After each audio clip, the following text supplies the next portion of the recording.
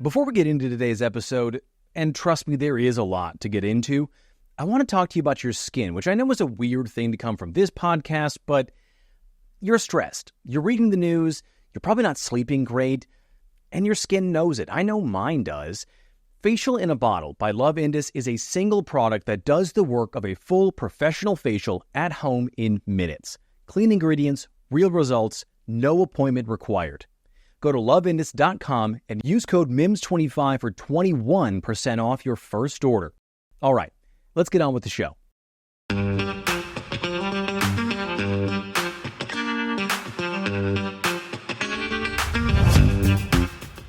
It's Thursday, March 5th, 2026. Welcome to Make It Make Sense. I'm Grant Hermes.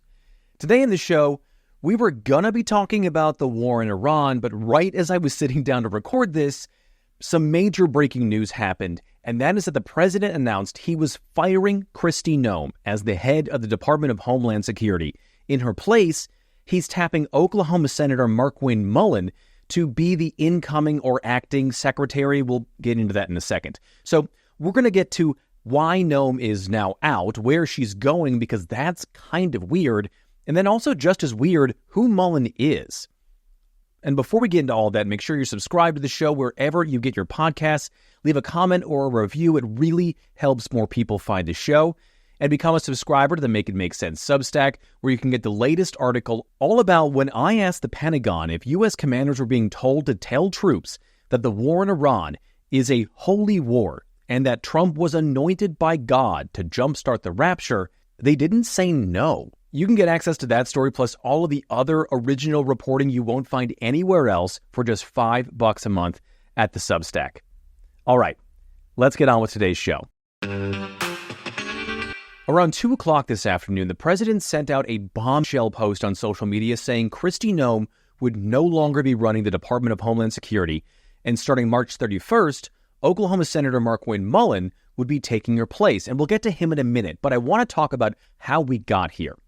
For months, even before the killings of Alex Preddy and Renee Good, it had been shaping up to look like the Trump administration was going to need a fall guy for how abysmally their immigration policies were being received by Americans. And then after Preddy, it seemed like that guy might be Greg Bovino, the former commander-at-large of immigration operations, who was demoted back to his post in California. Well, that didn't quite do the trick, obviously, because Bovino was only one guy, and the next likely person was Noem. And since she took office, she's been ridiculed as Ice Barbie, playing dress-up in Border Patrol cowboy hats and Coast Guard uniforms or ice body armor while posing for photos in torture prisons or arranging for arrests to happen behind her while she does Fox News segments. She also oversaw 2025, which was the deadliest year for ICE on record, and 2026, where we've barely hit 9 weeks, and we've already had 6 deaths of detainees and 2 dead Americans at the hands of DHS agents. Not to mention overseeing an immigration and deportation plan that the UN has said threatens a range of human rights and federal judges said was only meant to terrorize Americans. But none of that mattered to the president. What did is what came out of her hearings this week. Noem was on Capitol Hill to answer for all of those things I just said, but also the new revelation that she wanted to use $300 million of DHS money to buy a fleet of luxury jets to fly around the country in. Now, the Secretary of DHS does get a private plane to be able to fly where they need to at a moment's notice for things like natural disasters, but never on luxury jets, and we are talking some serious luxury here. We are talking 2 Gulfstream luxury jets and a Boeing 737 MAX complete with an office, a TV room, a kitchen, and a very swanky private bedroom, and hang on to that one in particular. The jet is apparently nicknamed within DHS the Big Beautiful Jet because it was paid for using money from the One Big Beautiful Bill Act and contracts from the Coast Guard. Now, maybe Trump could have overlooked this spending spree he has in the past with Noem, but Kristi Noem has been accused of carrying on an affair with a guy named Corey Lewandowski. He was a one-time campaign manager for Trump in 2016 and a senior advisor on his 2020 campaign. Now, this affair is one of the worst-kept secrets in D.C., but both Noem and Lewandowski still deny it, which I have to say here. Early on as secretary, though, Noem brought Lewandowski on as a special government employee who doesn't get paid but does apparently get to sign off on DHS funding requests, a policy that Noem put into place that has frustrated members of Congress and states alike because it slowed down things like disaster relief. And Corey also, at some point, wanted an official badge and gun because he thought he was big in DHS. He wanted it so badly that when a lawyer at DHS said there was no legal way for him to do that, that lawyer was then placed on leave and then reassigned to FEMA. Now, Lewandowski disputes that reporting and says he did not want nor is he carrying a gun, but the reporting from both MSNBC and the Wall Street Journal says otherwise. And finally, when it comes to Corey, on a recent trip with Noem, their plane had to land for maintenance, so they had to switch planes. But while in the air on the second plane, it was discovered that the Secretary of Homeland Security's favorite blanket had been left behind. So Lewandowski fired the pilot before having to rehire them because there was no one else to get them home. And then it turns out that it wasn't just that Lewandowski fired/unfired this pilot, but that he stormed the cockpit while they were 10,000 feet in the air, which is against both FAA and Coast Guard rules and laws. And then the Daily Mail reported that it wasn't a blanket, but a bag that had embarrassing things in it. And that's why Lewandowski freaked out, because, yeah, it's a little weird that two people in their 50s would lose it over a blankie. And on top of all of that, Trump and Lewandowski had a falling out of their own, which plays into this because that's how Trump works. But what I really think actually did Noem in was this right here. And you're saying that you're testifying that President Trump approved this ahead of time. Is that my understanding? We had conversations about making sure that we were telling people. No, ma'am. I'm asking you, sorry to interrupt, but the president approved ahead of time you spending $220 million running TV ads across the country in which you are featured prominently. Yes, sir. We went through the legal processes, did it correctly. Did the president know you were going to do OMB. this? Yes. He did? Mm-hmm. Yes. Okay. That is Kristi Noem implicating the president. And if there is one thing that he hates, it's being implicated. You see, back in November, ProPublica found that the South Dakota media firm known as Strategy Global won a $220 million contract to make ads featuring Noem thanking the president for his immigration policies. Well, Strategy Global has deep ties to Kristi Noem because she worked with them extensively on her campaign for governor, and to Corey Lewandowski, who had previously worked for Strategy Global, and the CEO of the company is married to Tricia McLaughlin, who was, up until a few weeks ago, Kristi Noem's press secretary. An ethics expert told ProPublica it's corrupt, is the word. Hiding your friends as subcontractors is like playing hide the salami with the taxpayer, which is a polite way of saying Kristi Noem saw a chance to make some money and make her friends some money and screwed Americans to do it. And then, said the president, signed off on it. Now, Noem is apparently being assigned to a special envoy role of what's being called the Shield of the Americas. It's a new international organization just for countries in the Western Hemisphere the Trump administration is starting. And to give you a flavor of what this thing is, here's Stephen Miller talking about it in a pair of clips.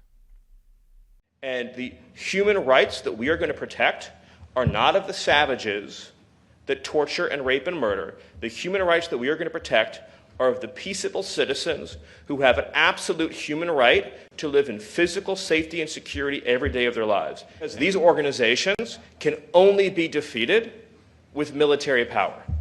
And I see some heads nodding up front because they understand. You're dealing with a lot of lawyers in your own country, I'm sure.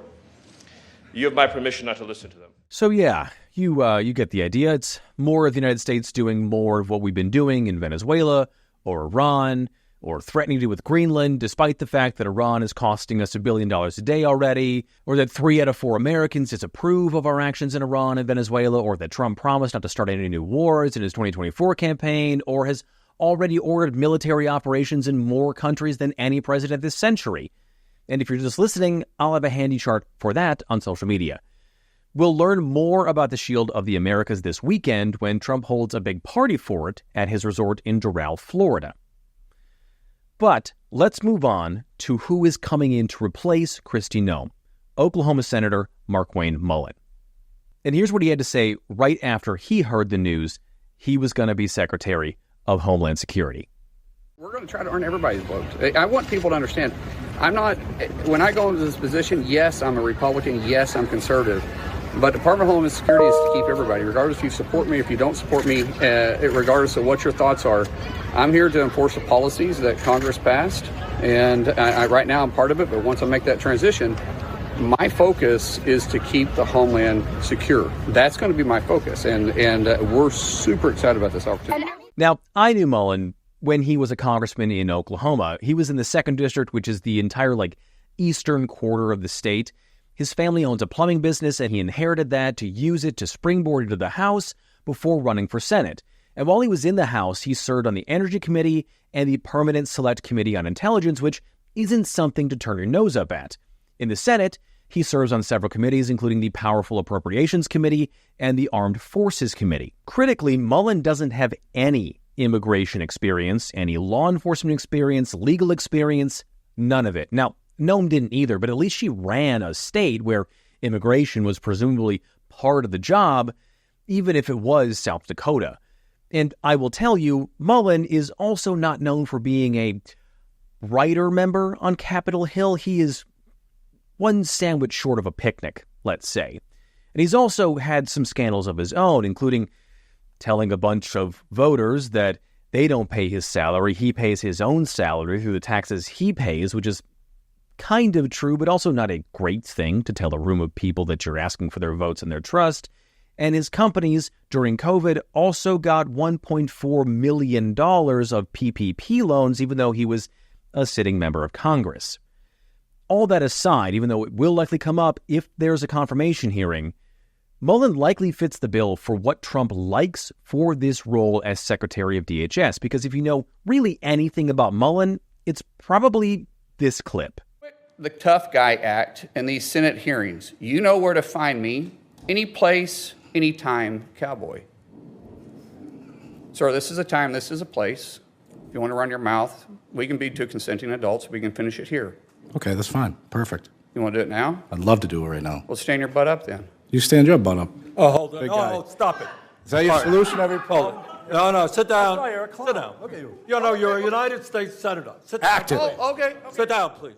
So that is the guy that Trump wants to run the 2nd largest department in the country, threatening to fight the head of the Teamsters during a Senate hearing a couple years ago. And Mullin has also praised Trump's policies of what he calls lethality. The president and the Secretary of War has been very clear they're going to use lethality against our enemies, home and abroad. This has been very clear what's going on right now, that the drug organization that is considered a terrorist organization that is flooding our streets with drugs, that's killing Americans every single day, they're being proactive on it. Good on them. Are we doubting that these drug dealers are actually drug dealers? Do we think they're just out there fishing? Do we doubt that this is a terrorist organization that's killing thousands and thousands of people on our streets? What are we questioning here? These individuals don't care about the lives of our friends and families. Why do we care if we take them out in international water? Now, that clip was before the deaths of Renee Good and Alex Preddy.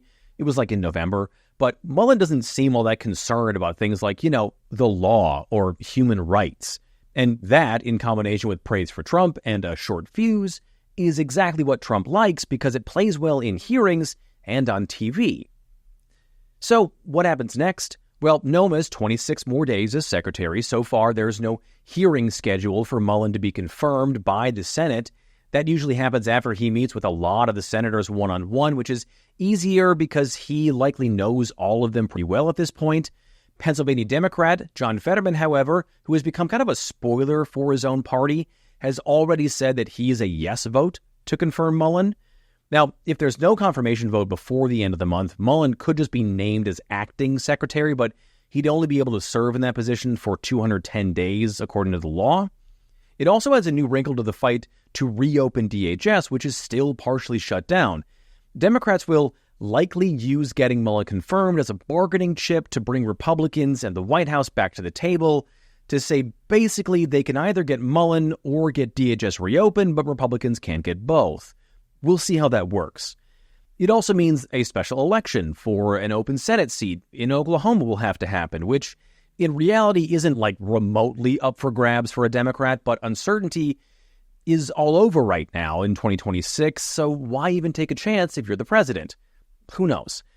The last thing I want to say here is Kristi Noem's firing could be a break in the dam for the Trump administration, which has had an unofficial rule about not firing high-up officials. There's really no way to know, but Noem's scandals aren't that different from the ones that someone like Attorney General Pam Bondi or FBI Director Kash Patel or Commerce Secretary Howard Lutnick or even Defense Secretary Pete Hegseth have been caught up in over the last 14 months. And if Noem's firing means that Trump is ready to do some spring cleaning, then we might be in for a lot more of this as we continue on towards the midterms. All right, that's it for today's episode. Please rate and review the show wherever you get your podcasts. Subscribe to the Make It Make Sense Substack. And as always, share the show on social media. It's Mims News Pod. That's MIMS News Pod, all one word on every platform. I am @Hermes on Twitter and Blue Sky, and @Hermes on everything else. Thank you so much for listening today. I'm Grant Hermes, and I'll talk to you tomorrow.